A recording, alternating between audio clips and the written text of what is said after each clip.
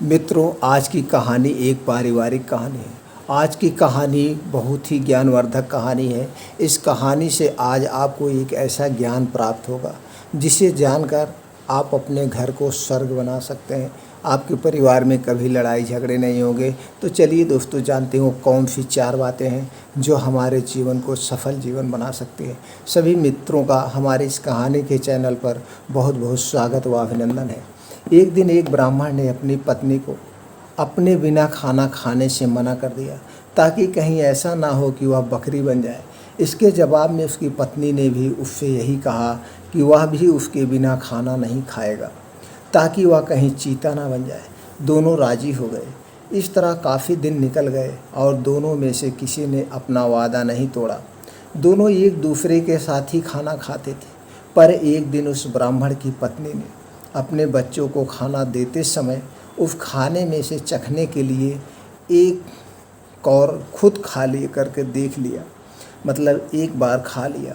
उस समय क्योंकि उसका पति वहाँ ना ही था, वो उसकी पत्नी तुरंत ही एक बकरी बन गई। जब वह ब्राह्मण घर आया तो उसने देखा कि एक बकरी उसके घर के चारों तरफ घूम रही है। यह देखकर वह बहुत दुखी हुआ, क्योंकि वह तुरंत ही जान गया कि वह बकरी और कोई नहीं बल्कि उसकी अपनी प्यारी पत्नी थी।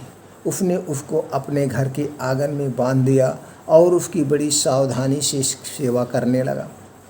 कुछ साल बाद उसने दूसरी शादी कर ली, पर उसकी दूसरी पत्नी उसकी पहली पत्नी के बच्चों के साथ बिल्कुल भी अच्छा व्यवहार नहीं करती थी। वह तो उनको खाना भी बहुत कम देती थी। वह बेचारे बच्चे बहुत परेशान रहने लगे, दुबले होने लगे, कमज़ोर होने लगे। उनकी बकरी माँ उनकी शिकायतों को सुनती रहती, पर वह बेचारी भी कुछ ना कर सकती थी। उन बच्चों की माँ ने यह भी देखा कि उसके बच्चे दुबले होते जा रहे हैं। इसलिए एक दिन उसने अपने बच्चों में से एक बच्चे को अपने पास बुलाया और उससे दूसरों को भी यह बात चुपचाप बताने के लिए कहा कि जब भी उनको भूख लगे तो वह एक डंडी से उसकी सींगों पर मारे। ऐसा करने से उसकी सींगों में से कुछ खाना निकल आएगा, जिसे वह खा सकते हैं, अपनी भूख मिटा सकते हैं। यह बच्चों ने देखा, ऐसा ही किया। अब जब भी उनको भूख लगती थी तो वह अपनी बकरी माँ के सींगों में डंडी मारते। इससे उनमें से कुछ खाना निकल आता और वह उसको खाकर अपना पेट भर लेते थे। इससे धीरे धीरे उनकी तंदुरुस्ती अच्छी होने लगी। पर यह तो उसकी सौतेली माँ की उम्मीदों के खिलाफ हो रहा था। उसके सौतेले बच्चे तो बजाय दुबले होने के और ज़्यादा तंदुरुस्त होते जा रहे थे, जबकि वह खुद उनको बहुत कम खाना देती थी। वह उनको इतना तंदुरुस्त देखकर बहुत ही ताज्जुब में पड़ गई कि यह सब कैसे हो रहा है। कुछ समय बाद उस ब्राह्मण की दूसरी पत्नी ने एक आँख की बेटी को जन्म दे दिया। एक आँख की बेटी को जन्म दिया। वह अपने उस कानी बेटी को बहुत प्यार करती थी और उसकी किसी भी ज़रूरत को तुरंत ही पूरा करने को तैयार रहती थी, जिसको वह समझती थी कि वह उसको चाहिए। कुछ दिनों बाद जब वह लड़की काफ़ी बड़ी हो गई, चलने फिरने लगी, बोलने चालने लगी, अच्छी तरह से बात करने लगी, तो उसकी माँ उसको दूसरे बच्चों के साथ बाहर खेलने के लिए भेजने लगी। उसने उसको यह भी कहा कि वह अपने बड़े भाई बहनों पर निगाह रखे कि वह कब और कैसे खाते पीते हैं। लड़की ने कहा, ठीक है माँ। वह लड़की उनके साथ सारे दिन रही और उसने वह सब कुछ देखा जो उनके साथ हुआ। यह सुनकर कि बकरी उसके सौतेले बच्चे को खाना दे रही थी, वह दूसरी पत्नी बहुत गुस्सा हुई। उसने तय कर लिया कि वह उस बकरी को जल्दी से जल्दी मरवा देगी। एक दिन उसने बहाना किया कि वह बहुत बीमार है और अपने इलाज के लिए एक हकीम को बुलवाया। उसने उस हकीम को रिश्वत दी और कहा कि वह उसके लिए दवा के तौर पर बकरी का मांस खाने के लिए बताए। उस हकीम ने ऐसा ही किया। ब्राह्मण अपनी पत्नी की बीमारी के लिए बहुत चिंतित था और हालांकि वह बकरी को बिल्कुल मारना नहीं चाहता था, फिर भी वह अपनी दूसरी पत्नी को ठीक करने के लिए उस बकरी को मारने के लिए तैयार हो गया। पर यह सुनकर उसकी पहली पत्नी की छोटे छोटे बच्चे बहुत रोए। वह बहुत दुखी हुए और रो रो कर कह रहे, मत मारिए। अपनी बकरी माँ के पास गए और उसको जाकर सब बताया। उनकी माँ ने कहा, मेरे प्यारे बच्चों, रो नहीं। जो ज़िंदगी में जी रही हूँ ऐसी ज़िंदगी से तो मर जाना अच्छा है, रो नहीं।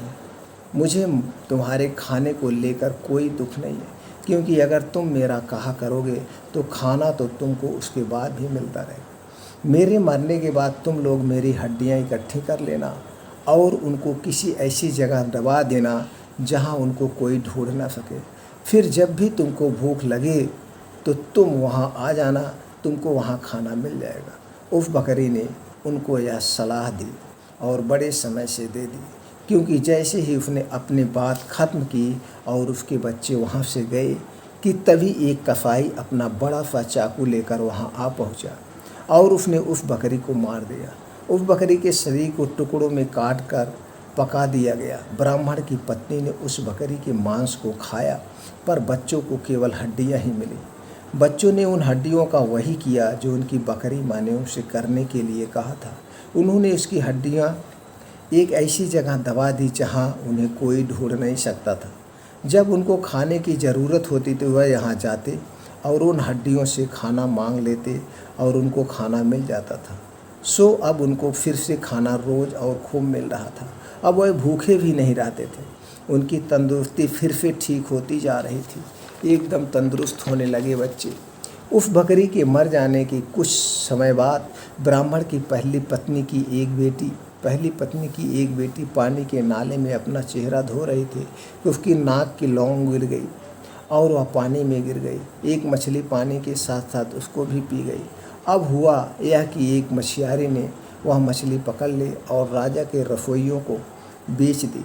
रसोइयों ने जब उस मछली को पकाने के लिए काटा तो उसको यह देखकर बड़ा आश्चर्य हुआ कि उसके अंदर तो नाक की एक लौंग थी। वह उसको लेकर राजा के पास गया तो राजा को भी उससे रुचि नहीं हुई। राजा ने अपने राज्य में यह मुनादी पिटवा दी कि जिस किसी की भी नाक की लौंग खो गई हो वह उसको राजा से आकर ले जाए। कुछ ही दिनों में उस लड़की का भाई राजा के पास आया और बोला कि वह नाक की लौंग उसकी बहन की थी।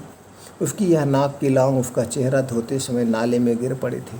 राजा ने उस लड़की को बुलाया तो वह उसकी सुंदरता और अच्छा व्यवहार देखकर इतना प्रभावित हुआ कि उसने उससे शादी कर ली और उसके परिवार की भी खूब सहायता की। तो दोस्तों, इस कहानी से आपको क्या सीख मिली कमेंट सेक्शन में हमें ज़रूर बताएं।